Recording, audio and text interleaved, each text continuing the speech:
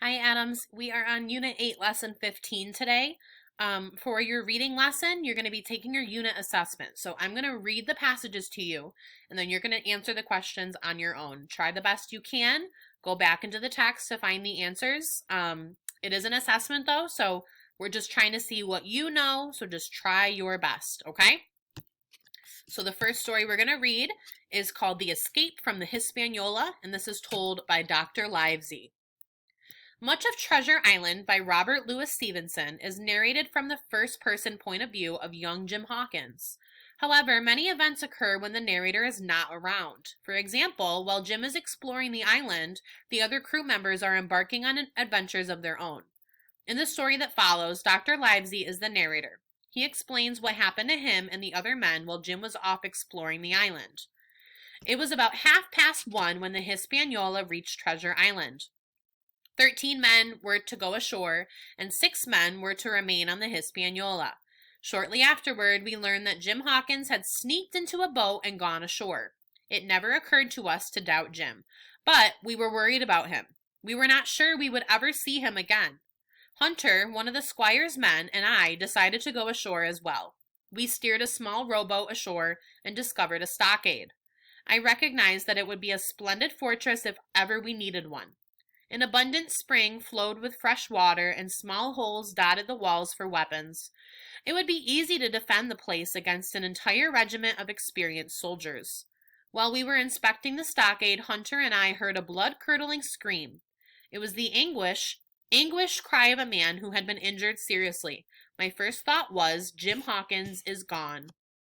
Hunter and I ran to the small boat and rowed back to the Hispaniola.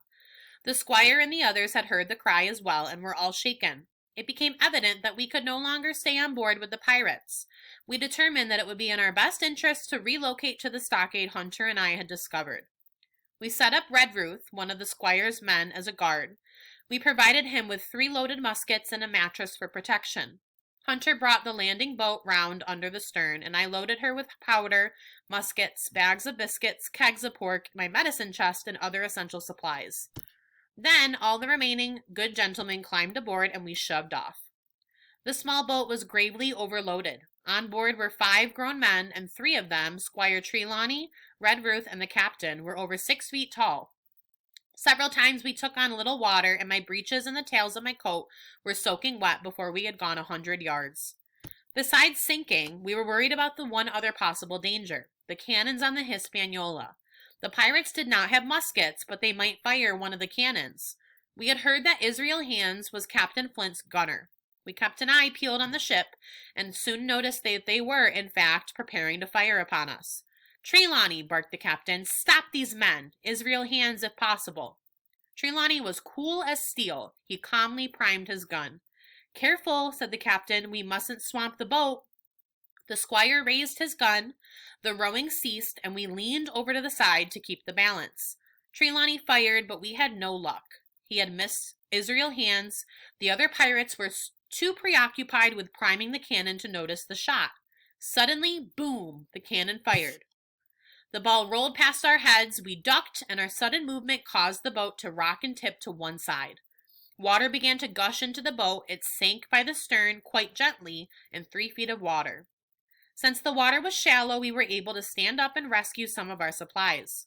We carried the supplies over our heads to keep them dry and waded ashore as fast as we could, leaving the small boat behind along with half our powder and provisions.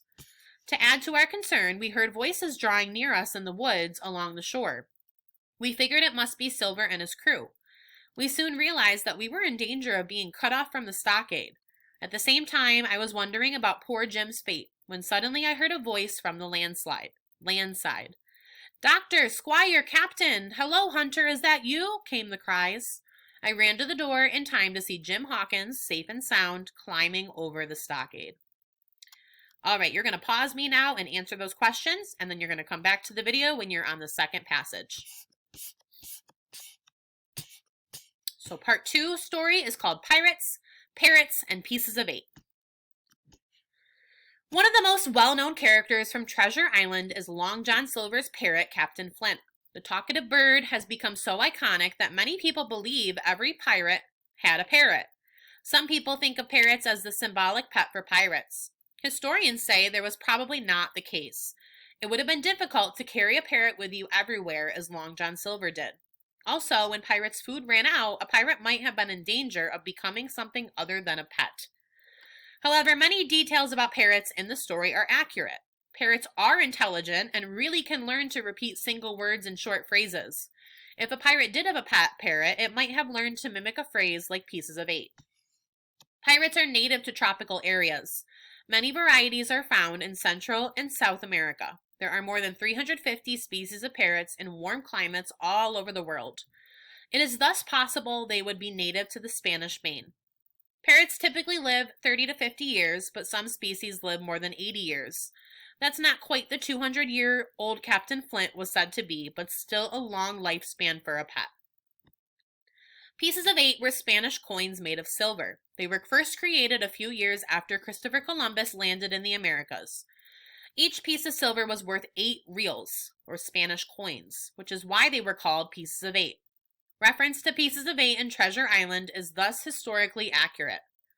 The Spanish conquistadors who came after Columbus conquered much of South America. In Peru and elsewhere, they set up large silver mines. They had the native people dig out the silver ore, then they melted the ore down to make coins that pirates were eager to sell. Although Spain issued pieces of eight, people in many other countries used them too. The silver they contained was valuable, so people were willing to accept the coins as payment.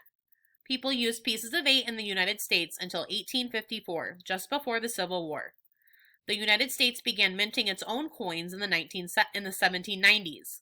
They stamped pieces of metal, creating coins similar to pieces of eight. Back then, a US dollar was worth 8 bits. 2 bits were equal to a quarter. Later, the United States switched to a monetary system in which a dollar represented 100 cents. However, people continued referring to bits even after the new system was introduced.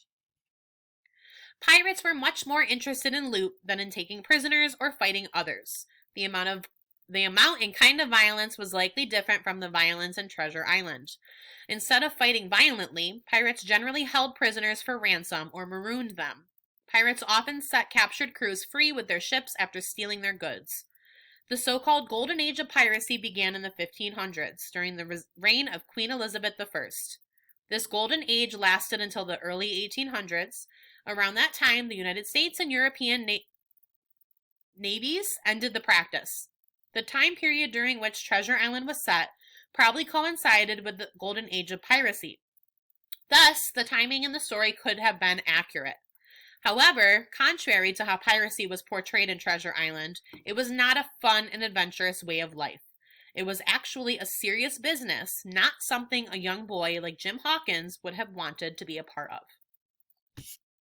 All right, go ahead and answer those questions and then head over to skills and I will read those to you as well. Bye, Adams.